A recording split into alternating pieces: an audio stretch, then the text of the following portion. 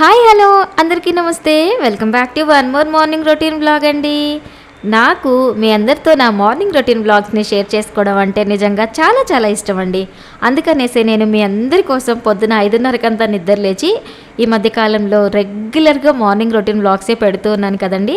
చూస్తున్నారా, ఇక్కడ చందమామ కూడా ఇంకా వెళ్ళిపోలేదండి. అంత తొందరగా నిద్ర లేచానమాట. అది కూడా మీకోసం, మీ అందరి ప్రేమ సపోర్ట్ ఇవన్నీ సొంతం చేసుకోవడానికి ఆ మాత్రం కష్టపడాలి కదండి. మామూలుగా వితౌట్ కెమెరా మనం పనులు చేసుకుంటూ వెళ్ళిపోతే ఒక గంటలో అన్ని పనులు అయిపోతాయండి. ఇంత పొద్దున్న లేయాల్సిన అవసరం కూడా ఉండదు బేసిక్గా. కానీ ఒక పక్కన కెమెరా పెట్టుకొని ప్రతిదీ షూట్ చేసుకుంటూ మీకు మంచిగా వ్లాగింగ్ ఎలా ఉంటుంది, నా లైఫ్ స్టైల్ ఎలా ఉంటుంది, నేను పొద్దున్న లేచినప్పటి నుంచి ఏమేమి చేస్తాను అనేది మీ అందరికీ చూపించాలి అన్న ఒక ఇంట్రెస్ట్తో ప్రతిదీ క్యాప్చర్ చేసుకుంటూ ఉంటాను. కాబట్టి నాకు గంటలో అయ్యే పని 2 గంటలు 3 గంటలు, ఒక్కొక్క రోజు 4 గంటలు కూడా అయిపోతుంది అనుకోండి, అది వేరే విషయం. కానీ మీ అందరి సపోర్ట్ నాకు దక్కాలి అంటే నేను ఆ మాత్రం ఖచ్చితంగా కష్టపడాలి. ఇంకా బయట అయితే నేను నిద్ర లేచిన వెంటనే చేసే ఫస్ట్ పని బయట కసువు చేసుకొని ముగ్గేస్తానండి. తర్వాత ఇంకా ఆ రోజు కిచెన్లోకి వచ్చిన తర్వాత ఆ రోజు ముందు రోజు నైట్ మా వారు చెప్పారు, నాకు ఆకలిగా లేదు, మీరు పడుకునేసేయండి, నేను నిదానంగా తింటాను అనేసి. ఆయన తిన్న తర్వాత వెజల్స్ అన్నీ అలాగే పెట్టేశారండి. అందుకే పొద్దున్నే లేచి ఇంకా అంట్లన్నీ కడిగేసి గ్యాస్ స్టవ్ కూడా తుడిచేసుకొని వంట అయితే స్టార్ట్ చేశాను అనమాట. ఈరోజు నేను టిఫిన్లోకి వచ్చేసి ఉగ్గాని బజ్జీ చేస్తున్నానండి. అలాగే పిల్లలకి లంచ్లోకి వచ్చేసి బ్రోకలీ రైస్ చేస్తున్నానండి. బ్రోకలీ వల్ల పిల్లలకి చాలా చాలా మంచి హెల్త్ బెనిఫిట్స్ ఉన్నాయి. బ్రోకలీలో చాలా విటమిన్స్, మినరల్స్, అలాగే వాళ్ళ బోన్ డెన్సిటీకి, బ్రెయిన్ డెవలప్మెంట్కి ఉపయోగపడే చాలా మంచి సోర్సెస్ అన్నీ బ్రోకలీలో ఉన్నాయి. కాబట్టి నేనైతే పిల్లలకి వీక్లీ 2 అన్నా ఇస్తానండి. అంటే వారానికి 2 రోజులైనా ఖచ్చితంగా బ్రోకలీతో ఏదో ఒకటి చేస్తాను. మన ఛానల్ స్టార్ట్ చేసిన కొత్తల్లో బ్రోకలీ పులావ్ అనేసి ఒకటైతే పెట్టాను అనమాట.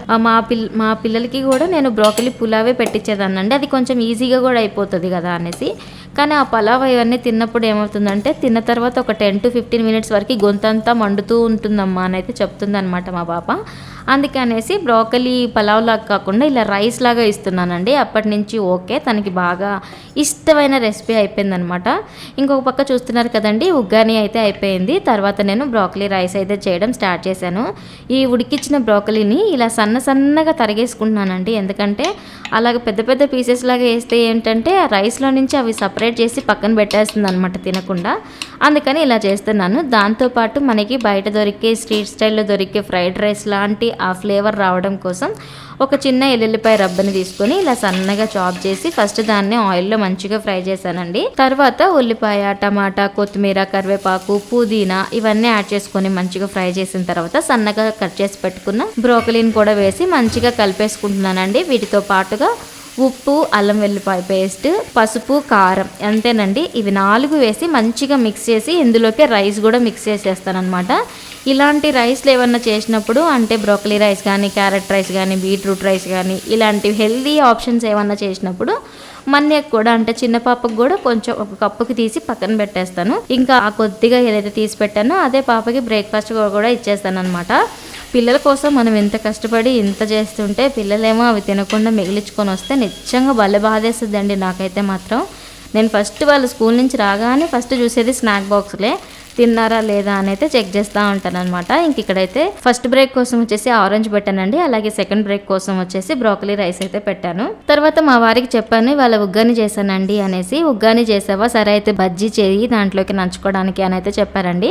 ఇంక వెంటనే కిచెన్లోకి వచ్చేసి కొద్దిగా శనగపిండి, అలాగే బజ్జీ మిరపకాయలు ఉన్నాయండి ఇంట్లో. వాటితో ఎలాగో ఉన్నాయి కదా, బజ్జీలు చేద్దాం అని అయితే బజ్జీలు చేస్తున్నాను. బజ్జీలు చేసే ప్రొసీజర్ అందరికీ తెలిసిందే కదండి. శనగపిండిలో కొద్దిగా ఉప్పు, జీలకర్ర, కారం ఇవేసి మంచిగా మిక్స్ చేసి బజ్జీలు వేసేయడమే. ఈ మధ్య కాలంలో ఎక్కడ చూసినా అసలు విపరీతమైన దారుణాలు జరుగుతూనే ఉన్నాయి కదండి. మామూలుగా అసలు జనాలు ఎలా అయిపోయారంటే, ఒక మనిషిని చంపడం, ఒక మనిషిని ఇది చేయడం ఇంత ఈజీయా అన్నట్టు అయిపోతుంది అనమాట. మేము ఎలాగోలా తప్పించేసుకుంటాము, ఇదేమీ పెద్ద పని కాదు మాకు అన్న ఆ రేంజ్లో అయిపోతుంది.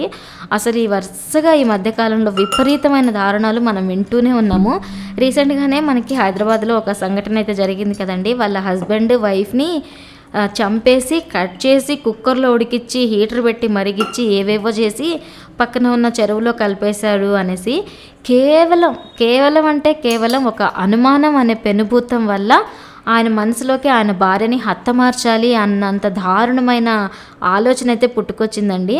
మీకు అనుమానం అనేది ఉన్నట్లయితే ఒకవేళ అది నిజం అయినప్పటికీ మీ ఇరువురు సైడు పెద్దవాళ్ళని పిలిపించి ఒప్పించుకొని వదిలేయండి. కానీ ఒక మనిషిని అంత బ్రూటల్గా చంపేసే అంత హక్కు మీకు ఎవరిచ్చారండి? మిమ్మల్ని ఇద్దరిని నమ్ముకొని మీకు ఒక జంటగా 2 పిల్లలు ఉంటారు. వాళ్ళిద్దరిని అనాథలు చేసే అంత అధికారం మీకు ఎవరిచ్చారు? దయచేసి ఇంత దారుణమైన ఆలోచనలు మనసులోకి కాదు కదా, మన చుట్టుపక్కలకు కూడా రానిచ్చుకోవద్దు. ఇలాంటి ఎన్విరాన్మెంట్కి ఎంత దూరంగా ఉంటే మనకు అంత మంచిది, మన పిల్లలకి కూడా అంత మంచిదండి. అనుమానం అనే పెనుభూతం అది కేవలం అనుమానమే. ఆ అనుమానం వల్ల పచ్చటి పండంటి సంసారాలు నాశనం అయిపోయిన సంసారాలు ఎన్నో ఉన్నాయండి. అలాంటి అనుమానం అనే పెనుభూతం బారిన పడిన ఒక సంసారం మాది కూడా ఉంది. ఏదో ఒక వీడియోలో ఆ స్టోరీని కూడా మీ అందరితో షేర్ చేసుకుంటానండి. మొత్తానికి ఇక్కడైతే నేను బజ్జీలు అయితే వేసేసాను అనమాట. బజ్జీలు వేసిన తర్వాత మా ఆయనకి టిఫిన్ కూడా పెట్టించేసాను. మనుషుల్లో ఉన్న హ్యుమానిటీ, మానవత్వం అనేది ఇవన్నీ ఎక్కడికి వెళ్ళిపోయాయి అనేది అసలు అర్థమే కాదండి చూస్తుంటే. నేనైతే అసలు కంప్లీట్గా ఇలాంటి న్యూస్ని ఎంత తక్కువ చూస్తే అంత మంచిది. అసలు నాకు ఇలాంటి సంబంధించినవి రీల్స్ ద్వారా వచ్చిన, యూట్యూబ్లో రికమెండేషన్స్లో వచ్చినా కూడా నేను వెంటనే నాట్ ఇంట్రెస్టెడ్ అని కొట్టేస్తున్నాను. ఖచ్చితంగా ప్రతి ఒక్క సంసారంలో ఏదో ఒక చిన్న చితిక గొడవలు అనేవి వస్తూనే ఉంటాయి. మీకు ఒకరినొకరు క్షమించుకోగలిగే గుణం ఉంటే, ఒకరినొకరు జడ్జిమెంట్ చేసుకోకుండా సర్దుకుపోయే గుణం, కాంప్రమైజేషన్ లేకుండా ఏ రిలేషన్ కూడా నిలబడదు. 110% చెప్తున్నానండి, నిలబడదు. సో ఉండగలిగితేనే దయచేసి కలిసి ఉండండి. మిమ్మల్ని నమ్ముకొని ఉన్న పిల్లల్ని మాత్రం దయచేసి అనాథలను అయితే చేయకండి.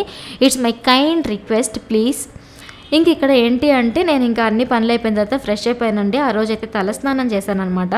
బేసిక్గా నాకు మైగ్రేన్ హెడేక్ ఉందండి. దానికి సంబంధించి మెడిసిన్స్ ఏం వాడట్లేదు, కానీ ఆ హెడేక్ వచ్చిన ప్రతిసారి ఏదో ఒక టాబ్లెట్ వేసుకోవడం, మేనేజ్ చేయడం ఇలా చేస్తూ ఉంటాను. దానికోసమే ఇంకా తలస్నానం చేశాను కదా, సాంబ్రాణి వేసుకుందామని ఇలా జాలిగంటని జాలి లేకుండా ఇలా సాంబ్రాణి వేసుకోవడానికి మార్చేసుకున్నాను అనమాట.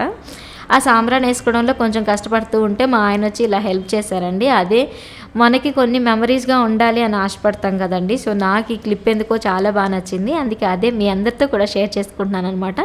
ఇదండి ఇవాల్టి మన simple vlog. Please do subscribe. మీకు ఎలాంటి వీడియోస్ కావాలి అనేది మాకు ఖచ్చితంగా కామెంట్ సెక్షన్లో కామెంట్ చేయండి. I will definitely try to do that. Please comment చేయండి.